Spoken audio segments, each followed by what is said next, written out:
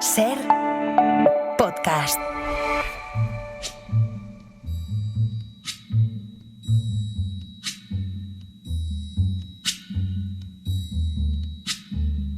El Faro.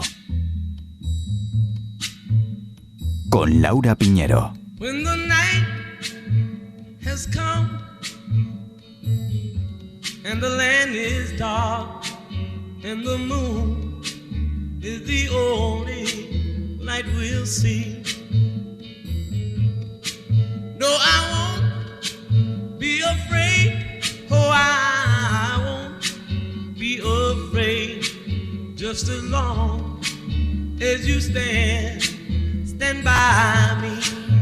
Creo que esta canción, que repite No tengo miedo, podría ser una magnífica banda sonora para una última cena.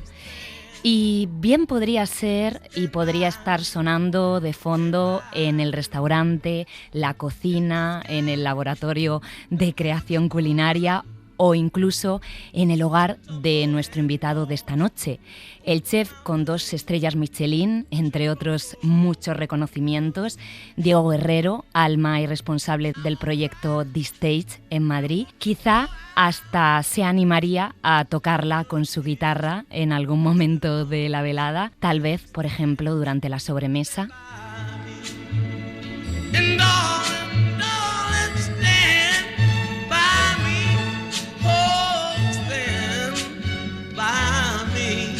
Porque en su cocina hay mucho de música, de concierto, como las canciones, sus platos hacen viajar, divierten, nos cuentan historias y emocionan. El chef, creo yo, encarna muy bien algo que nos estáis demostrando esta noche, que la gastronomía nos permite hablar de instintos, de deseos, de miedos, de recuerdos y, en definitiva, de quiénes somos. Diego Guerrero, hola, buenas noches. ¿Qué tal? Buenas noches. Un placer saludarte, bienvenido a este faro, el Faro Cena. ¿En qué se puede parecer la cocina que tú haces a la música? Bueno, la que yo hago y cualquiera, yo creo, ¿no? Bueno, tampoco sé si cualquiera, pero en el momento en que lo veas como un modo de expresión, la música es un canal de expresión y la comida y la gastronomía y la cocina también. Para remontarme a tu relación con la música, que sé que es muy importante, quizá debo pensar en un tocadiscos que estaba en casa de tus padres, donde sonaban discos, por ejemplo, de Elvis. Sí, mi padre. Yo creo que la afición a la música me viene por mi padre, que era muy rockero, y sí, había un tocadiscos en casa. Y bueno, siempre crecí un poco escuchando ese tipo de música y claro, no sé, ¿quién nos aficionaría a eso, no? Yo la verdad que me aficioné mucho a la música y además me conecta mucho con mi padre y con aquella época. Llevas media vida viviendo en Madrid, pero eres de Vitoria. Si tuvieras que volver a la mesa de tu infancia, ¿qué cena podrían estar preparando? Porque sé que para desayunar a lo mejor tocaban migas, que creo que las preparaban tus abuelas, sí. Pero ¿de cena? Podían tocar migas también. Sí. Sí, las migas eran muy recurrentes, había siempre pan duro en casa. O sea que por ese lado las migas nos las comíamos menos para comer, yo creo, que para desayunar y para cenar siempre. Podía dar cualquier cosa, porque en ese sentido en mi casa se cocina muy bien siempre. No por mi parte, quiero decir, por parte de mi madre, mis tías, mis abuelas. Da igual en qué casa estuviéramos, de qué miembro de la familia, siempre la cena es un acontecimiento o la comida. Entonces cualquier cosa, podía ser un pescado, podían ser huevos fritos con patatas, podían ser macarrones, cualquier cosa. Pero se guisaba muy bien. Entonces, en ese sentido yo creo que he crecido con una gran fortuna de poder comer muy rico. Si tuviéramos que nombrar un olor relacionado con tus recuerdos, ¿sería el de la comida o quizá el de el aguarrás de tu madre, el que utilizaba tu madre, porque creo que pinta cuadros? Bueno, ya no pinta, pero, o sea, ya no, dice que ya no ejerce. Pero siempre hacía cosas. Sí. Así como lo de la música viene por mi padre, yo creo que la vena más artística viene por mi madre. Y mi madre siempre hacía cosas, manualidades, da igual, desde Desde nuestras chaquetas, nuestra ropa, se la inventaba, nos hacía... Yo me acuerdo cuando jugaba de pequeño con los muñecos, los de la época, ¿no? Clips de Famóvil o lo que fueran, le pedía que me los customizara, o sea, me hacía chaquetitas y cosas para los muñecos. Siempre hacía cosas, luego hizo cuadros de un estilo, luego hizo otro, luego se puso a pintar, luego hizo óleo. Siempre ha estado liada con cosas artísticas. Pero quizás, mira, recurriendo a lo de las migas, hay un sonido, un olor que tengo al despertarme, que es el sonido de la espumadera golpeando en la cazuela y en la sartén, y para romper el pan, y ese sonido y ese aroma de aceite aromatizado con ajos. Eso, por ejemplo, despertarte con eso para mí es casa. Porque digo, hay migas para desayunar. Yo cuando pienso en mi abuela, pienso automáticamente en su libro de receta, ¿no? Su libro de cocina. Y yo me pregunto, ¿cómo es tu libro de recetas, tu cuaderno de notas? Creo, por cierto, que incluso dibujas los platos. No sé si eso es así. Dibujo en general bastante.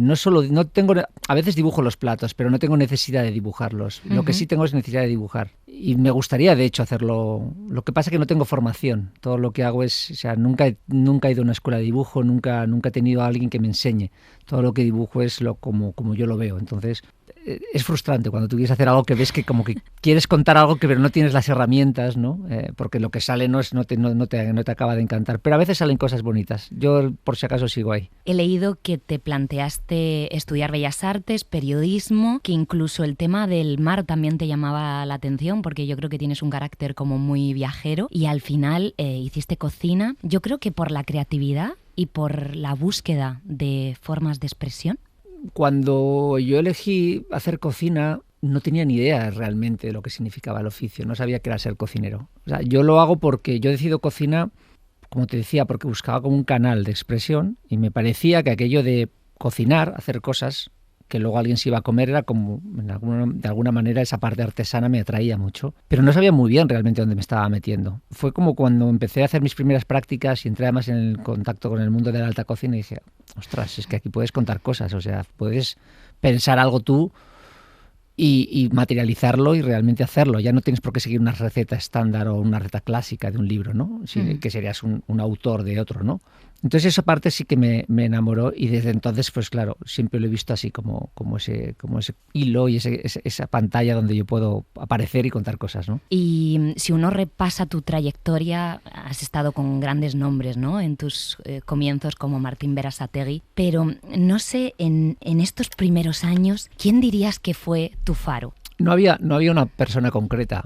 O sea, quiero decir, en casa siempre he tenido la referencia de mis padres, la familia siempre ha sido importante para mí y siempre han estado muy cerca, y como que he sentido que están detrás. Por si me caigo, estaban siempre detrás. No molestan, pero están. Es que, claro, yo vengo de una generación donde vivimos como el final un poco de la Nouvelle Cuisine, el auge de la nueva cocina vasca y luego la explosión del bulli. Yo he vivido demasiadas épocas importantes en una disciplina como para tener solo un referente, ¿no? Me siguen pasando, me han pasado muchas cosas en mi vida profesional. Por lo tanto, yo miraba a Francia porque todos miraban a Francia. Entonces yo quería saber quién era Michel Guérard. Yo me fotocopié el libro entero de Michel Guérard de las verduras. Oí hablar de Paul Bocuse, pero luego, claro, estaba Juan María Arzac, luego estaba Pérez Subijana, luego estaba Hilario, luego estaba Martín, todos mis referentes allí, ¿no? Luego estaba Andoni de repente despuntando. Pero luego de repente estaba Ferran, explosionando todo lo que estaba pasando en Calamonjoy. Entonces era como, no sé, vivir la época de los 60 o 70 en California, ¿no? Pues es que aquí está pasando de todo, están todos los mejores, ¿no? Ahora mismo están en pleno auge, ¿no? Y yo estaba bebiendo de eso, ¿no? Pero en tu caso hay un momento determinado que decides hacer las maletas y venir a vivir a Madrid. Terminas como responsable del Club Ayar, que es un punto clave en tu trayectoria. ¿A ti qué te ha dado Madrid en ese sentido? ¿Te costó tomar la decisión de dejar tu casa y empezar de nuevo en otro lugar? Sí, de hecho fue una decisión importante, fue de esos puntos de inflexión porque yo ya estaba bastante asentado en Amurrio, llevábamos ahí un par de restaurantes, tenía mi vida familiar y personal hecha. Entonces, claro, ese momento, no sé qué tendría, 28, 26, por ahí tendría. Entonces, claro, era un momento de decir, o ya he hecho ancla aquí y me quedo y me compro una casa, quería una casa en el monte, yo trabajaba en Hamburgo, mis padres vivían en Sarria, mi familia está en Bilbao toda, bueno, Vitoria, pues por en medio, ¿no? Como una casa como para en el campo y poder estar en el monte. Es que te digo porque era totalmente lo contrario, era o eso o ir a la gran ciudad, ¿no? Venir a Madrid. Entonces, bueno, decidí venir a Madrid con, no sé, realmente como por la sensación de decir, si no lo hago ahora, no lo voy a hacer después. Si ya he hecho el ancla aquí, es como, no digo se ha acabado todo, pero ya es lo más probable es que me quede aquí. Entonces mi vida hubiera sido muy distinta, claro. Y empezar algo de nuevo, yo siempre, un poco lo de saltar y lo de los cambios, siempre ese gusanillo me gusta. ¿Qué se siente cuando se consigue una estrella Michelin? ¿A uno se le saltan las lágrimas? La primera, ¿sabes lo que pasa? Yo no esperaba, nunca trabajé buscando las estrellas, entonces sí trabajé intentando hacerlo cada vez mejor, eso sí, pero no era algo que asociara con lo que yo estaba haciendo realmente. Y cuando llegó la primera, que creo que fue en 2007, yo no entendía nada, o sea, no daba crédito. No daba crédito, estaba estaba como un poco bloqueado, no sabía muy bien qué había que hacer tampoco. Eran otros tiempos, tampoco había, yo no sé si había redes sociales, yo creo que no había todavía, o no, si había, pues las llevarían 4. O sea, el mundo no era como es ahora, ¿no? De mediático, de rápido, con esa exposición. Te enterabas por la prensa, no había galas, no era todo de otra manera. Entonces sí que es verdad que fue un momento muy emotivo, muy emotivo. Fue un reconocimiento quizás seguramente sea el más importante, esa primera estrella, ¿no? Uh-huh. Pero tiene que ser la consecuencia de tu naturaleza, o sea, realmente no la búsqueda, no el propósito. El propósito no pueden ser ganar premios. Uh-huh. El propósito tiene que ser, cuando aquello que dicen lo de ser feliz o qué es el éxito, ¿no? Y dices, es el éxito y el reconocimiento no es lo mismo, realmente es claro. Hacer lo que tú quieres, como tú quieres, saber por qué lo estás haciendo, eso ya es un éxito. Que luego te lo reconozcan o no, esa es otra historia. Pero si tú estás tranquilo, el reconocimiento da igual, en el fondo. O sea, quiero decir que tú ya sabes que lo que haces, lo haces con verdad, lo haces con coherencia, lo haces de una manera sana, y a partir de ahí yo creo que luego lo otro suele aparecer, tarde o temprano. Y cuando aparece, que mirarlo también de reojo, tampoco no quedarte mucho tiempo parado ahí.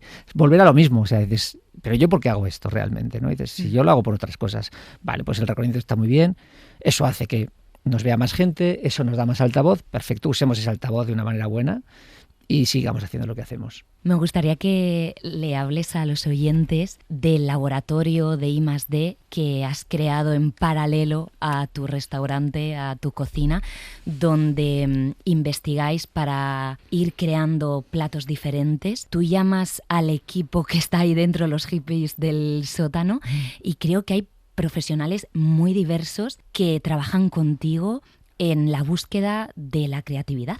Al final era eso, o sea, nosotros el primero empezamos en 2016, ya llevamos muchos años, ya llevamos 10, y es eso, es que realmente necesitábamos porque a mí lo que me mueve es sentir que hago cosas y que avanzo. Si siento que repito todo el día lo mismo, me estanco y no es una zona cómoda para mí. Entonces necesito estar todo el rato sabiendo que estoy como haciendo algo que sirve para algo, ¿no? Entonces ahí en esa búsqueda me encuentro a gusto, que a veces no tenemos nada, pero entonces claro, yo me obsesioné con cómo hacer una estructura que nos funcionara bien, pero donde todo esto estuviéramos a gusto y estuviéramos bien. Entonces, bueno, a partir de ahí empezamos a hacer de spot y empezamos a pensar en hacer platos con esa vocación un poco de buscar algo diferente, de sentir que aprendíamos, de encontrar ya sea una técnica, un producto, una disciplina, cualquier cosa que nos pudiera ayudar.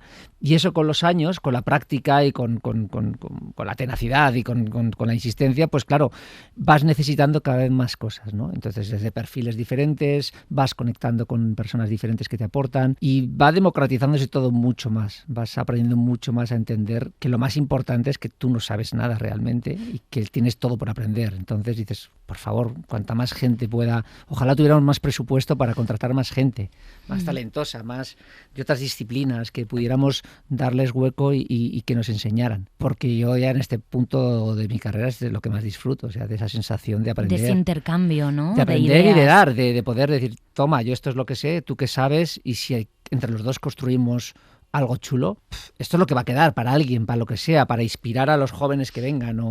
Es que creo que hay hasta biólogos, por ejemplo, ¿no? Manu es biólogo y hizo un máster en neurociencias también, pero han pasado químicos, hay cocineros importantísimos allí, gente con mucho talento, no solo porque es verdad que a veces llama más la atención, ¡ay, que hace un biólogo en tu...! No, también te digo que hay cocineros que solo se dedican a parte de producción, pero sobre todo a creatividad, que están todo el rato en esa búsqueda, entonces, y que necesitan tener ese hueco también, ¿no? Y bueno, creo que sumamos a este mundo de la gastronomía en ese sentido, ¿no? Te leí en una entrevista que de alguna manera deberíamos hacer una reflexión sobre cómo comemos. Esa manera de comer y de consumir es un reflejo de cómo está la sociedad ahora mismo.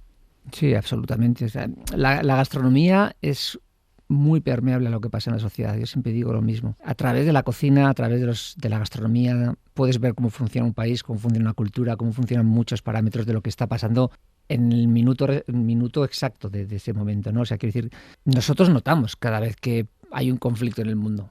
Los restaurantes lo notan. Sí. Eso es inmediato. Pero lo nota todo el mundo, porque lo nota la sociedad. Cuando hay más miedo, hay más incertidumbre, la gente también sale menos. O a veces ha dado el caso contrario, sale más porque parece que el mundo se va a acabar, entonces parece que todo el mundo tiene que disfrutar. Cuando vivimos con prisa, cocinamos con prisa, comemos con prisa, o sea, va todo muy pegado a lo que está pasando. Entonces, bueno, es un tema de actitud, ¿no?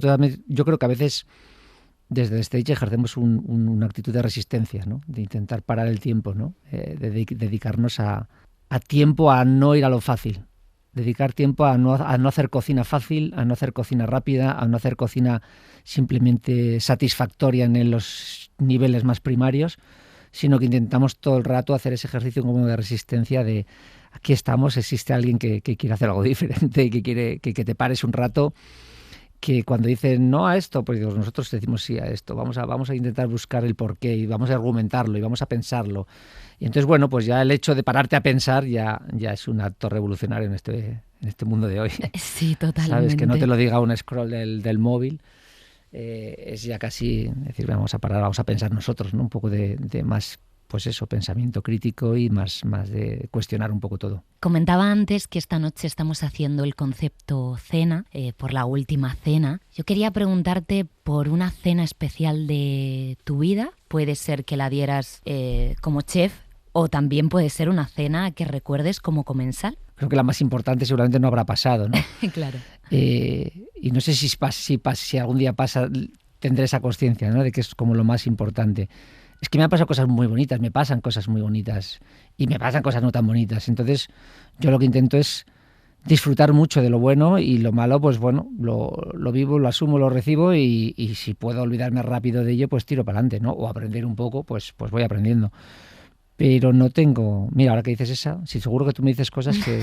En mi casa pasan cosas muy bonitas, por ejemplo. En mi casa pasan cosas... ¿Os juntáis gente con la guitarra? Nos juntamos gente muy bonita. A contar historias y hablar de música, sí, de la vida, de surf, que sé que también te gusta mucho. Yo lo llamo la casa de los comunes, sí. Porque, ¿ah, sí? Sí, me gusta mucho juntar gente talentosa, gente...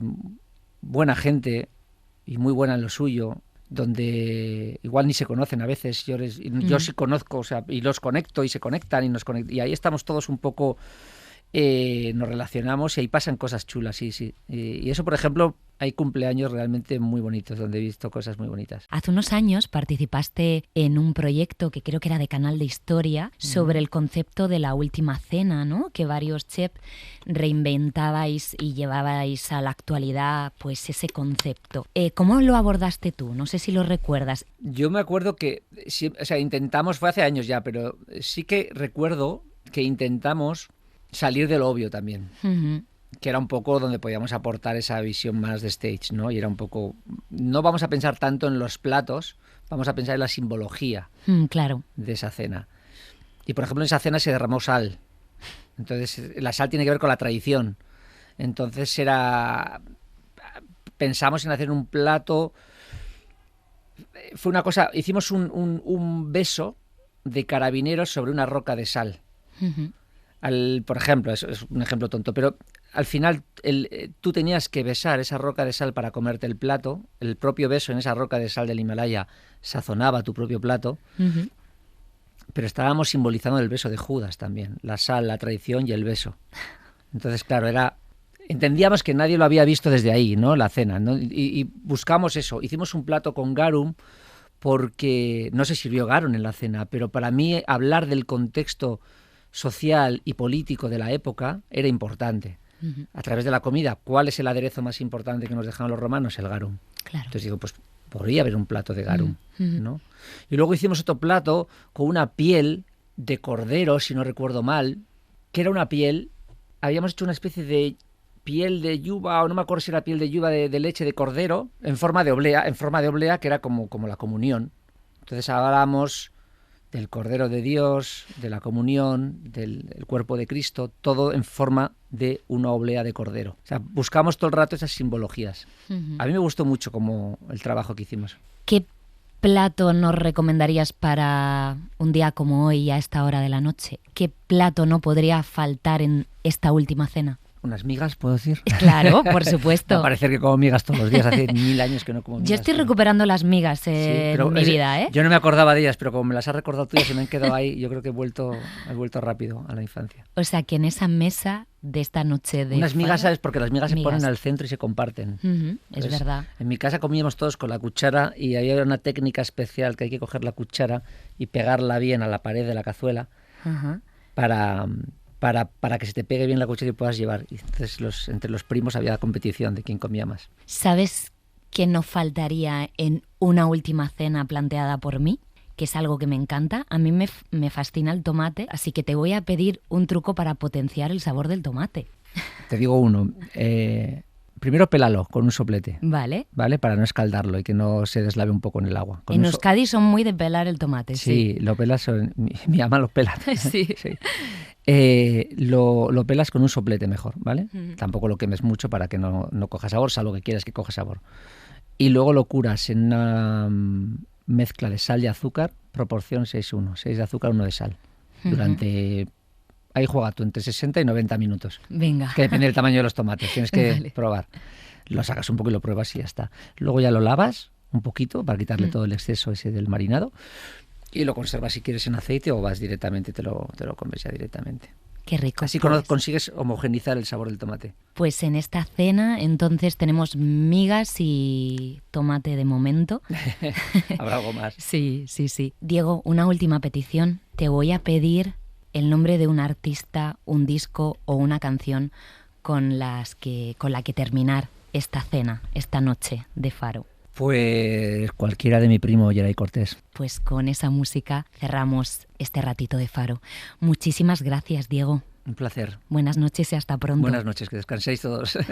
Adiós.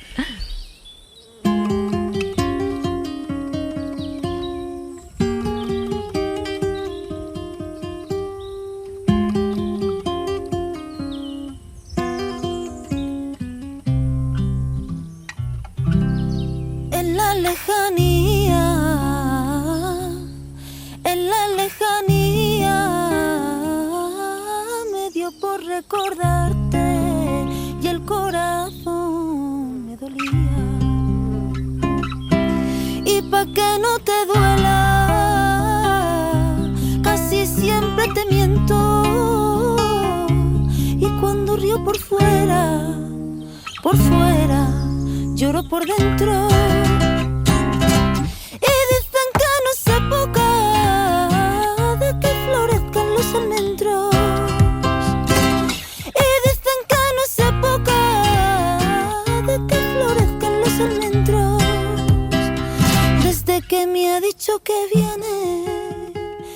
Para no perderte ningún episodio, síguenos en la aplicación o la web de la SER, Podium Podcast o tu plataforma de audio favorita.